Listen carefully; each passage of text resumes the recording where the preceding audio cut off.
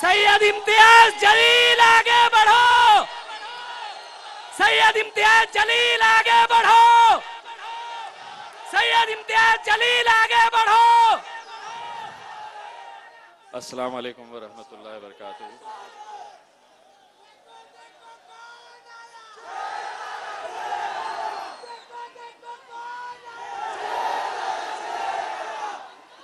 मुंबई मुंबई लो मैं आ गया।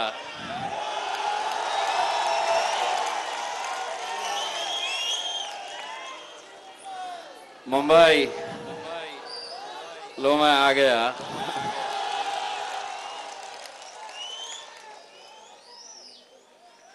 मेरे कायद जनाब बैरिस्टर असदुद्दीन अवैसी साहब,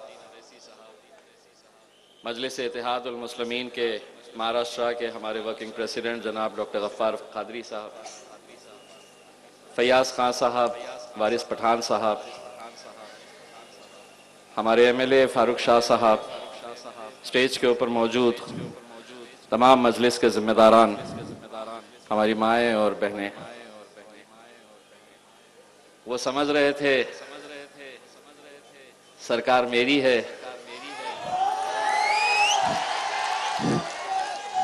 मैं कुछ भी कर सकता हूं।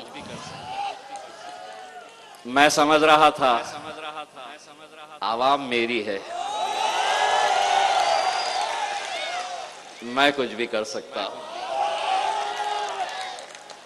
उन्होंने पूरी ताकत लगा दी, मैं यहां पहुंच ना सकूं, मैंने पूरी ताकत लगा दी। इसीलिए कह रहा हूं मुंबई लो मैं आ गया।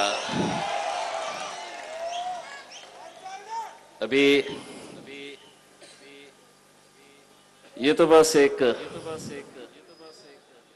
हमारी आवाज पर ही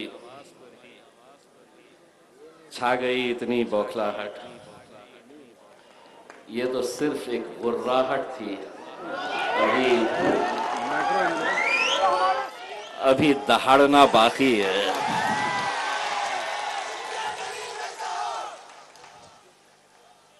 सुबह जब अल्हम्दुलिल्लाह हम औरंगाबाद से तकरीबन 250 गाड़ियों का काफिला लेकर निकले, तो हमारे ये जो चाहने वाले लोग खड़े हैं ना सामने, कौन पता है ना? तो ये सुबह 6 बजे पहुंच गए और बोले नहीं आने देते। आ गए और बोले मुश्किल है साहब, बहुत पुलिस है, आपको औरंगाबाद से निकलने ही नहीं देते। मैं अल्हम्दुलिल्लाह औरंगाबाद छोड़ दिया। बोले अहमदनगर बहुत पुलिस लगाए, बस वहां से पलट के आना पड़ेगा। मैं अहमदनगर से भी निकल गया। बोले पूना तक तो पहुंच ही नहीं सकते हैं, मैं पूना भी निकल गया।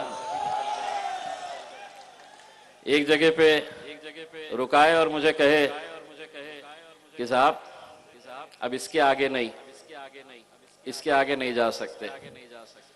मैं बोला साहब मैं इमीडिएट वापस जाता हूं, क्योंकि मैं अगर आप मुझे सड़क से नहीं आने देना चाहते हैं, मैं अपने गाड़ियां रखूंगा और पूरे महाराष्ट्र की आवाम से कहूंगा कि ट्रेनों के ऊपर चढ़ जा, देखते हैं कौन कैसा रुकता है करके। वो अधिकारी ने बोला नहीं रुको साहब, किससे तो भी बात किया और बोला जाओ साहब।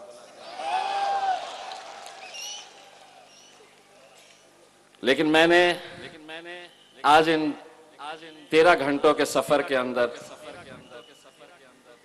एक बात का मुझे एहसास हुआ कि लोग यूं ही मजलिस को शेरों की जमात नहीं कहते हैं। कुछ तो है कि इतनी ताकत लगा दी गई।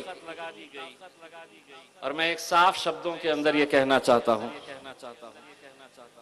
और मेरी बात रखने से पहले मैं महाराष्ट्र की और मुंबई पुलिस का तहे दिल से शुक्रिया अदा करना चाहता हूं। मुझे मालूम है कि जो रुकावटें पैदा की गई थी, इसमें पुलिस का कोई हाथ नहीं था। आप अपना फर्ज निभा रहे थे, मैं अपना काम कर रहा था। लेकिन कौन लोग थे जो इनके ऊपर दबाव डाल रहे थे कि इम्तियाज जलील और असदुद्दीन अवैसी साहब मुंबई तक नहीं आना चाहिए करके।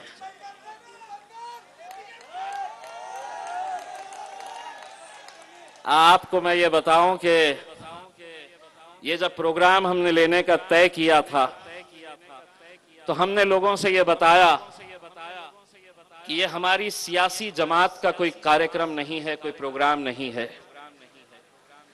हमने तमाम कांग्रेस के, राष्ट्रवादी कांग्रेस के, समाजवादी पार्टी के, और अब तो शिवसेना भी मुसलमानों की बात करती है, उनके भी नेताओं को हमने कहा कि एक मर्तबा हम लोग क्या अपने कौम के साथ हो रहे नाइंसाफियों के लिए हम एक प्लेटफॉर्म के ऊपर नहीं आ सकते? क्या हमें उन मराठा भाइयों से सीखना नहीं चाहिए कि जिन्होंने जब अपने रिजर्वेशन के लिए सड़कों के ऊपर आंदोलन किया, तो शिवसेना का मराठा हो या भारतीय जनता पार्टी का हो या कांग्रेस का हो या एनसीपी का हो, ये पूरे के पूरे मैदान में उतरे तो अपनी सियासी जमात का मफलर पहनकर नहीं उतरे, वो मराठा बनकर वहां पर उतरे। लेकिन हमने जब यही पैगाम, यही इनविटेशन सभी हमारे राजनीतिक दलों के नेताओं को हमने दिया, तो किसी ने भी साथ नहीं दिया। बहुत इज्जत के साथ हमने इन लोगों को न्योता दिया, इनविटेशन दिया, लेकिन बाद में पता चला कि ये इज्जत के लायक ही नहीं है।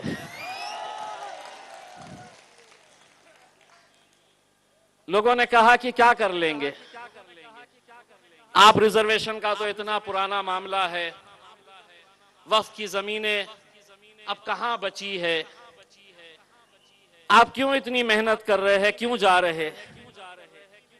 इलेक्शन के वक्त एक बात कही थी, दोबारा ये बात दोहरा रहा हूं, मंजिल मिले ना मिले ये मुकद्दर की बात है, हम कोशिश भी ना करें ये गलत बात है।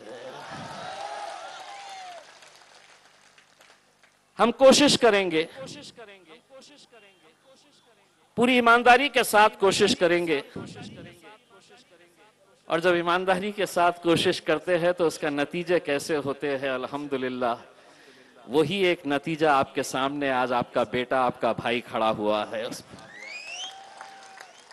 हमने ईमानदारी के साथ मेहनत की। इसीलिए जब लोगों ने मुझसे, पत्रकारों ने कहा कि आप भाषण में असद साहब क्या बोलने वाले हैं, आप क्या बोलने वाले हैं, तो अब हम सिर्फ भाषण करने के लिए नहीं आए हैं। ये जो स्क्रीन लगाए हैं ना, 2 स्क्रीन लगाए हैं, इनको आज उधेड़ने भी वाले हैं, उस स्क्रीन के जरिए दिखाने वाले हैं कि किस तरह से इस कौम का खेल खेला जाता है। उनकी ही जबानी दिखाने वाले हैं कि इस कौम को किस तरह से एक खिलौना बनाकर रखा गया है, एक रबर स्टैंप की तरह रखा गया है। इलेक्शन आया, आ जाओ फिर अपनी गलियों के अंदर, मुसलमानों से वोट मांगने के लिए आ जाओ, सपने दिखाओ कि हम ये दे देंगे, हम वो दे देंगे। इलेक्शन आया, जीत गए, खत्म हो गई बात, हमारा जिक्र भी नहीं होता है। लोगों ने कहा यही वक्त आपने क्यों चुने? एक पत्रकार साहब ने मुझसे कहा क्या आप इस पर राजनीति नहीं कर रहे? मैंने कहा 100% नहीं, 200% राजनीति कर रहे हैं हम। और यही वक्त क्यों कर रहे हैं? कि पूरे महाराष्ट्र के अंदर नगर परिषद के चुनाव है, दोबारा हमारी चौखटों के ऊपर यही लोग आने वाले हैं। आज जो लोग औरंगाबाद से या पूरे महाराष्ट्र के कोने कोने से आए हैं, हमने किसी को गाड़ी नहीं दी, किसी की गाड़ी के अंदर पेट्रोल नहीं भरा, किसी को पैसा नहीं दिया, लेकिन उसके बावजूद भी इतनी तादाद के अंदर अगर नौजवान बुजुर्ग निकल कर आए तो कहीं ना कहीं उन्हें यह एहसास हो रहा था कि हम जिस मुद्दे को लेकर आगे बढ़ रहे हैं हमारे आने वाले मुस्तकबिल से यह ताल्लुक रखता है। कहां है वो 93,000 एकड़ जमीन महाराष्ट्र की, 93,000 एकड़ जमीन कहां है वो? किसने किसको बांटा है, किसने किसको बेचा है? अल्हम्दुलिल्लाह 8 महीने हो गए हैं महाराष्ट्र वक्फ बोर्ड का सदस्य हुए, मेंबर बने हुए। इन 8 महीनों के अंदर अल्हम्दुलिल्लाह 9 FIR रजिस्टर करवाया हूं मैंने पूरे महाराष्ट्र के अंदर, 9 FIR। बड़े बड़े धन्ना सेठों के खिलाफ FIR। जो सोचते थे कि हमें कौन रोक सकता है, हम तो पैसों से सबको खरीद सकते हैं और खरीदे हैं। उनके अंदर डर नहीं था, खौफ नहीं था। वो सोचते थे कि हमारा कौन बाल बाका कर सकता है, हम तो पैसों से सबको खरीद सकते हैं। उन्हें क्या मालूम है कि बाजारों के अंदर कुत्ते के बच्चे बिकते हैं।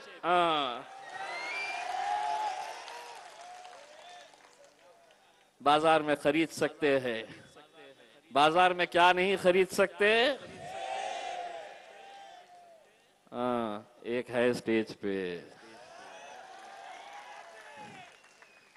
ओरिजिनल एक ही है, बाकी हम छोटे छोटे हैं। असद भाई को देख के अल्हम्दुलिल्लाह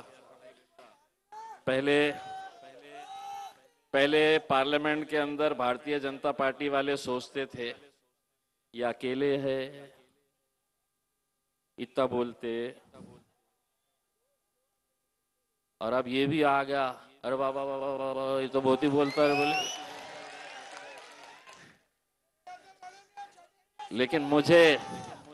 लेकिन मुझे इस बात की खुशी होती है कि जिस शख्स को अल्हम्दुलिल्लाह पूरी दुनिया देखती है, पूरे मुल्क के अंदर अगर कोई एक जानबाज पार्लियामेंट के अंदर खड़े रहकर हमारी हक की आवाज वहां पर बुलंद करता है, यह अल्लाह का फजल करम है। उसी मेरे कायद के बाजू जाकर बैठने का शर्फ मुझे हासिल हुआ है आप लोगों की दुआओं की वजह से। यह आप लोगों की दुआओं का नतीजा है कि अल्हम्दुलिल्लाह पार्लियामेंट के अंदर जब लोग कहते थे कि ये तो सिर्फ हैदराबाद की एक ही जमात है, हैदराबाद तक महदूद है, ये 1 के 2 नहीं होंगे, तो अल्हम्दुलिल्लाह 1 के 2 हो गए, 2 के 4 होंगे, 4 के 6 होंगे, 6 के 8 होंगे और 8 के 10 भी होंगे। बशर्ते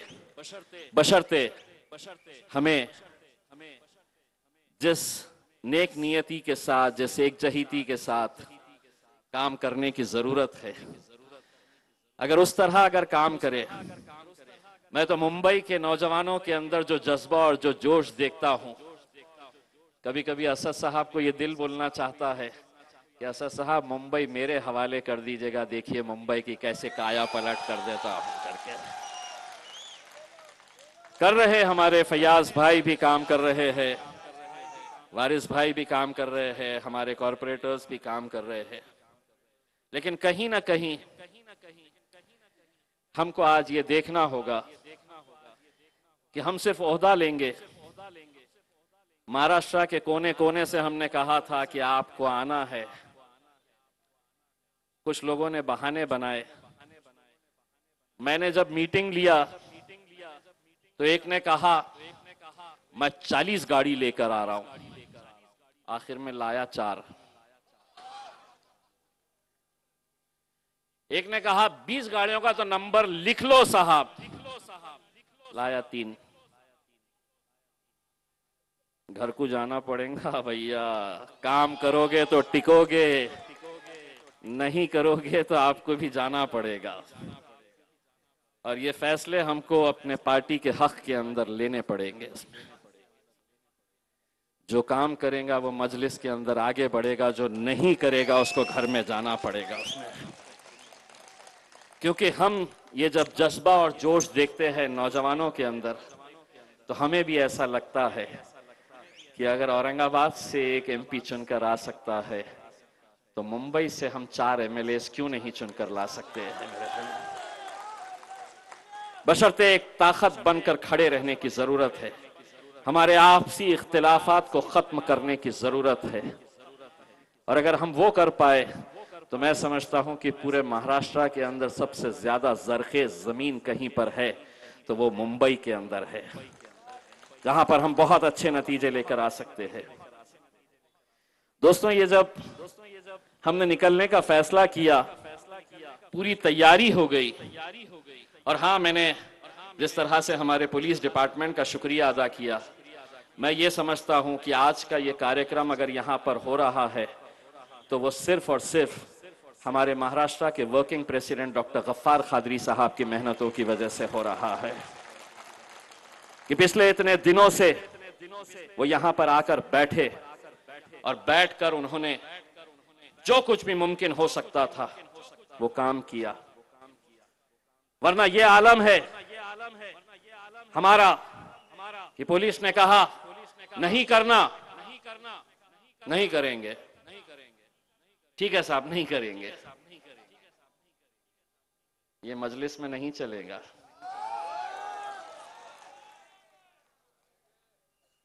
ये मजलिस में कतई नहीं चलेगा। इसीलिए जब अलग अलग जगह के ऊपर हमको रोका जा रहा था तो मुझे मालूम था कि पुलिस को तो बेचारे सामने कर रहे हैं, लेकिन इसके पीछे कौन लोग हैं जिनके अंदर ये डर और खौफ पैदा हो चुका है मजलिस की वजह से कि ये जो बैठे हैं ये तो हमारी जागीर थी, ये हमारे अलावा कहां जा सकते हैं। इनको डर दिखाओ कि अगर हमारे साथ नहीं आए तो भाजपा आ जाएगी, शिवसेना आ जाएगी, हम सेक्युलर है, हमको दो। लेकिन जब उन्हें यह एहसास होने लगा कि अब ये कौम भी बेदार हो चुकी है और इसमें भी वो हिम्मत आ चुकी है कि कल तुमसे ये सवाल करेगी कि जिस मुंबई हाई कोर्ट ने 2014 के अंदर तमाम दस्तावेज देखे, इंपेरिकल डेटा जिसे कहते हैं, मुसलमानों के ताल्लुक से देखा, पढ़ा समझा, तब अदालत ने यह फैसला लिया,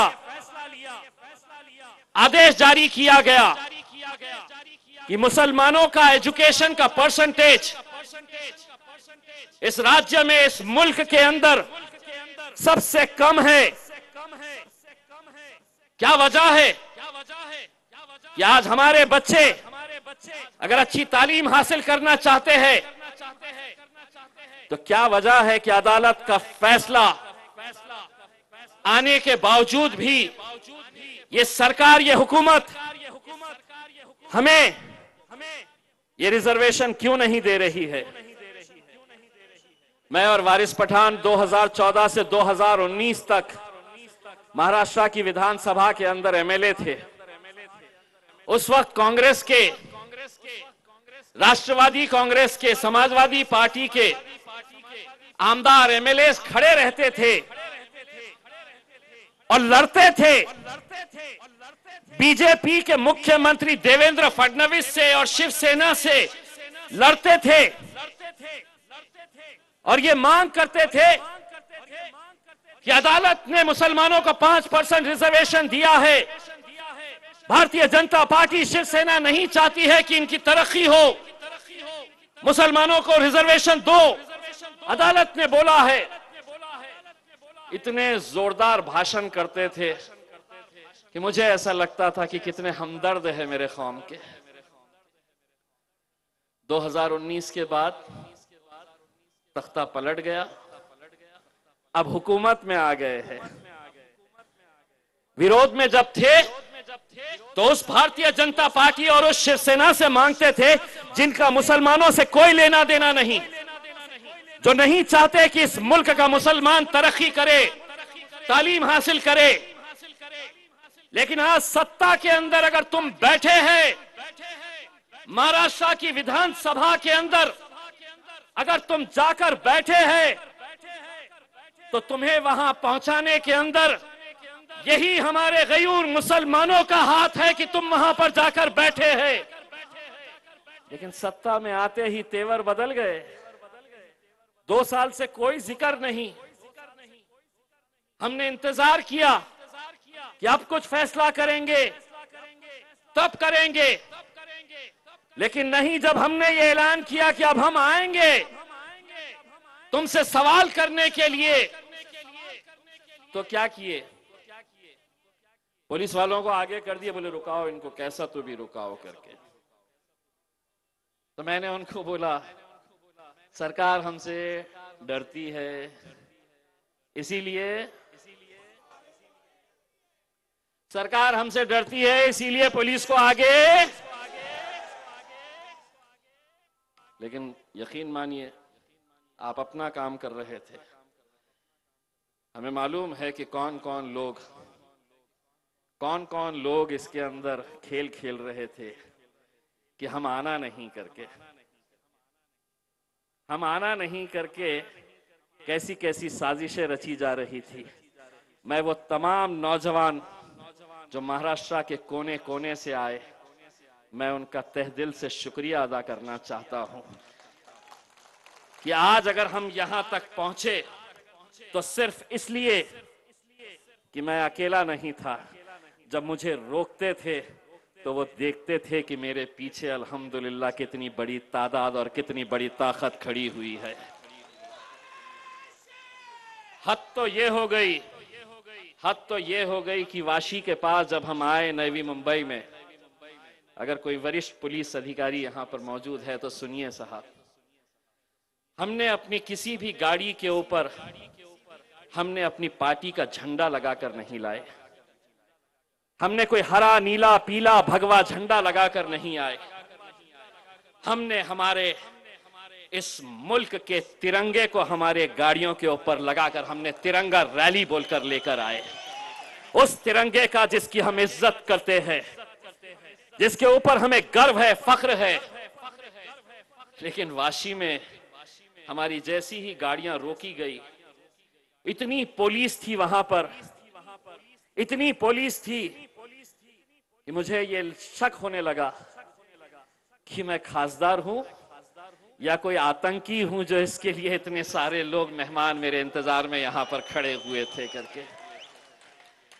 लेकिन वहां पर कुछ पुलिस वालों ने हमको आदेशित किया और कहा कि हम आपको आगे जाने देंगे, आप अपने गाड़ियों से ये तिरंगा निकाल दीजिए। ये वाशी के एक वरिष्ठ पुलिस अधिकारी ने, मीडिया वाले भी वहां पर थे, उनके सामने हमें यह कहा गया कि आपको अगर मुंबई जाना है तो आप तिरंगा निकालिए, अपनी गाड़ी में रखिए और आप आगे जा सकते हैं। मैंने तिरंगा निकाला, गाड़ी से खुद नीचे उतरा और मैंने कहा कि गाड़ी तू रख, मैं पैदल जाऊंगा लेकिन तिरंगे को नहीं छोड़ूंगा। और जब मेरे पीछे मेरे नौजवानों ने अपने अपने हाथ में तिरंगा लेकर हम रोड पे चलने लगे, तब पुलिस वालों को एहसास हुआ कि कुछ गलत हो गया है। फिर बोले जाओ। आ गए मुंबई। बस यही हमारा था कि ये रुकावटें क्यों और किस वजह से की जा रही है। इलेक्शन आएगा, जब भी आएगा, जिस किसी को जिस जमात के अंदर जाना है, जिसका झंडा पकड़ना है, किसका मफलर पहनना है, यह आपका इख्तियार है। लेकिन एक मर्तबा हम सबको मुसलमान बनकर सड़कों पर उतरने की जरूरत रहेगी मेरे भाइयों। और जब तक हम ये नहीं करेंगे, लोग कहेंगे कि क्या होगा 5% रिजर्वेशन से। क्या नहीं होगा। 53,000 एकड़ जमीन अगर वक्फ की अगर हम मुसलमानों को वापस मिल जाती है तो महाराष्ट्र के देवेंद्र फडणवीस साहब, महाराष्ट्र के उद्धव ठाकरे साहब, शरद पवार साहब, कांग्रेस के नेता, मैं आपको ये जबान देकर जाना चाहता हूं कि तुम वो 53,000 एकड़ वक्फ की जमीन हमको लौटाओ जो हर साल मुसलमानों को 300-400 करोड़ रुपए का माइनॉरिटी बजट देते हैं। वो बजट नहीं देना, 300 करोड़ तो खैरात में हम तुम्हें दे डालेंगे। वो जमीनें हमारा हक है और इसके लिए एक मूवमेंट चलाने की जरूरत है। आज छोटी सी एक झांकी दिखाए, थोड़े परेशान हो गए। फयाज भाई, महाराष्ट्र विधानसभा का अधिवेशन आने वाला है। अब एक धरना जो है, जब इनका अधिवेशन रहेगा, जब ये अंदर बैठेंगे तो इनकी बजाने के लिए हम लोग बाहर खड़े रहेंगे। बहुत डरते हैं ये जब अंदर बैठते हैं और उनको पता चलता है कि आ गए ये टोपी वाले, दाढ़ी वाले, ये कौम निकल कर आ गई है, अपनी वाट लगने वाली है। हम सिर्फ इतना कहना चाहते हैं कि ये लोगों ने आप लोगों के साथ कैसा खिलवाड़ किया है। अगर मैं अपनी जबानी अगर कहूंगा तो शायद आप लोगों को यकीन नहीं होगा। अगर मैं कहूंगा कि आप लोगों को कैसा बेवकूफ बनाया गया था, मैं अपनी जबानी कहूंगा कि किस नेता ने, चाहे वो नवाब मलिक साहब हो, आरिफ नसीम खान साहब हो, अबू आसिम साहब हो,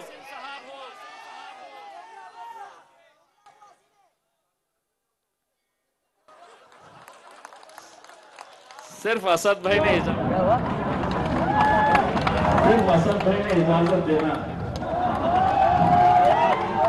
अगला इलेक्शन का इम्तियाज अली लोग के खिलाफ मुंबई में आके तुम्हारे घर के अंदर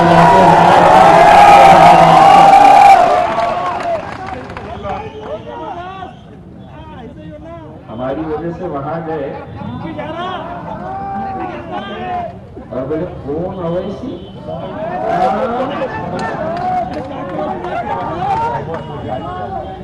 पप्पा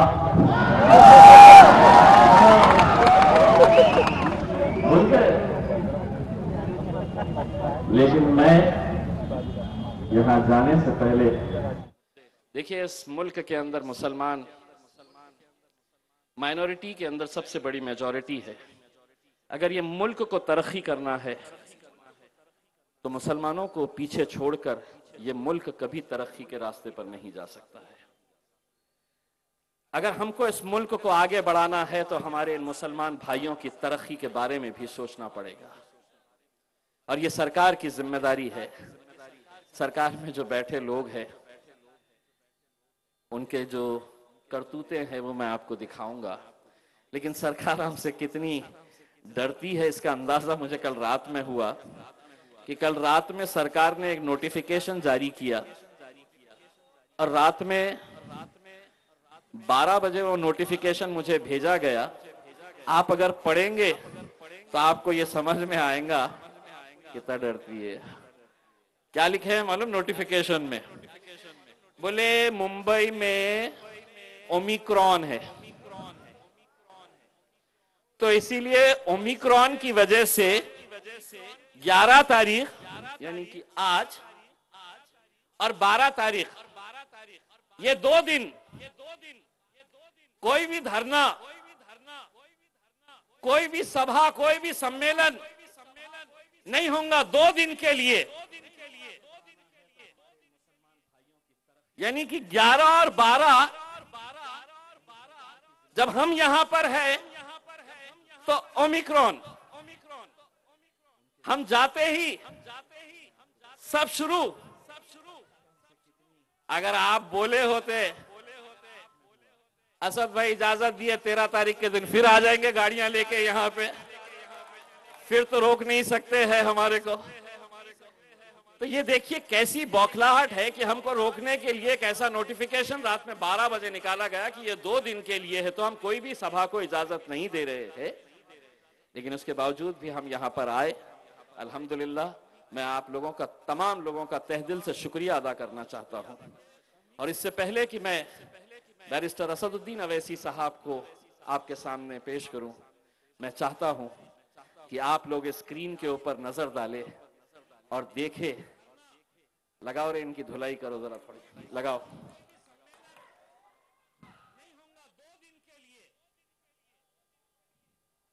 देखिए गौर से, जो देख नहीं सकते हैं मैं आपको उसके सीडी बनाकर देने वाला हूं।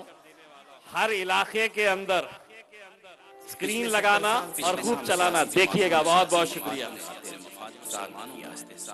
खुसूसन रियासत महाराष्ट्र में कांग्रेस, एनसीपी और समाजवादी पार्टी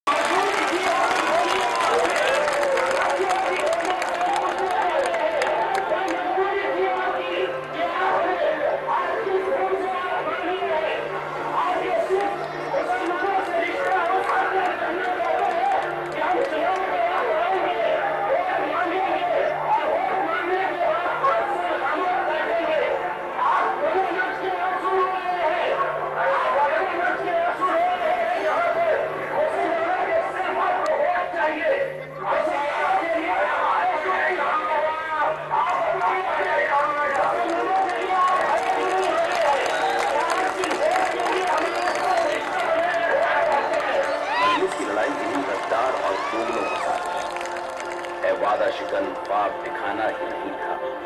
क्यों वादा किया था जब वादा निभाना ही नहीं था।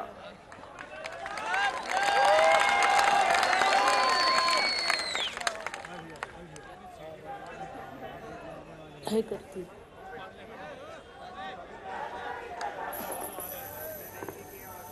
अब इसके बाद मैं आपके सामने डॉक्टर खालिद परवेज साहब को दावत देता हूं कि वो आए और चंद मिनटों में अपनी बात करके चला ले। ये डॉक्टर खालिद परवेज साहब